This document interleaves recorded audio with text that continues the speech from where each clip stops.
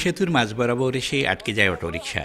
শেষ প্রান্তে পৌঁছার সুযোগই নেই, কারণ ভেঙে পড়েছে পাটাতনের অংশবিশেষ। তারপরও মোটরসাইকেল সহ ছোট ছোট যানবাহন নিয়ে অনেকেই পারাপার হচ্ছেন। নির্মাণে ৩ দশক পরও সংস্কার কিংবা মেরামত না হওয়ায় চাঁদপুরের ফরিদগঞ্জের কাটাখালী সেতুর এমন বেহাল দশা। সেতুর নিচে লোহার পিলারগুলো মরিচা ধরে ক্ষয়ে গেছে। পাটাতনের মতো পাশের রেলিংয়েরও একই অবস্থা। শুধু তাই নয়, পলেস্তারা ক্ষয়ে রডগুলো বেরিয়ে পড়েছে। ফরিদগঞ্জ উপজেলা সদর এবং পাশের হাইমচরের সঙ্গে সহজ ও দ্রুত যোগাযোগের জন্য এই সেতুটি গুরুত্বপূর্ণ হয় চরম দুর্ভোগে কয়েক গ্রামের মানুষ।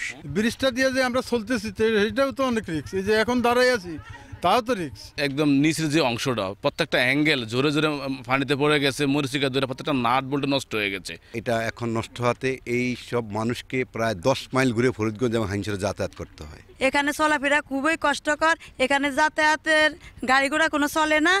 এদিকে অনেকটা একই অবস্থা জেলার আরও কয়েকটি সেতুর। স্থানীয় সরকার প্রকৌশল বিভাগের প্রকৌশলী বলছেন, নতুন সেতুর জন্য নকশা তৈরি করে প্রকল্প প্রস্তাবনা সংশ্লিষ্ট বিভাগে পাঠানো হয়েছে।